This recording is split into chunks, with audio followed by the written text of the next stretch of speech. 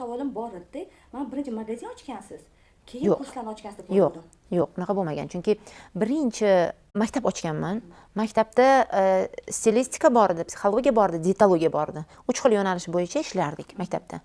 Nimalarimiz bor, mutaxassislarimiz bor.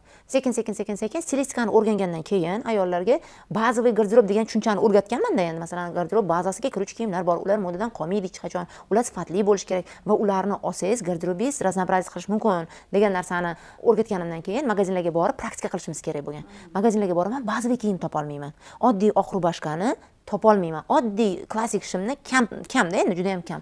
Mana shundan keyin sekin qiynaldim, u yoqqa bu yoqqa bordim, magazin endi topardim, lekin qiynalardim.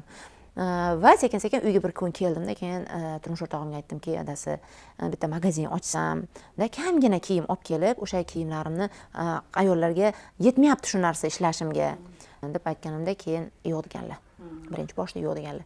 Qanchadir payt o'tgandan keyin yana aytganman. O'sha endi ancha-muncha auditoriyam bor, ancha-muncha kurslar o'qitganman, ayollar bor, magazinlarga boraman, ishonchga kirganman, magazinlarga boraman, magazinda kiyim olaman, uni keyin tabiiyki kelib uyda xo'jayinga aytib beraman.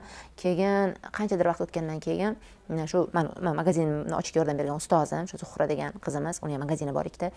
Shu qiz o'quvchi bo'lib kelganda aytganki, "Oydinoy opa, o'zingiz magazin oching" degan. Qarang, hamma ham aytmaydi-da bu gapni. Ya'ni nima deydi, konkurent-ku endi bu. Siz ochsangiz rosa yaxshi savdo qilasiz, ya'ni ayollarga rosa ko'p foyda keltirasiz degan shu samimiy fikr bilan.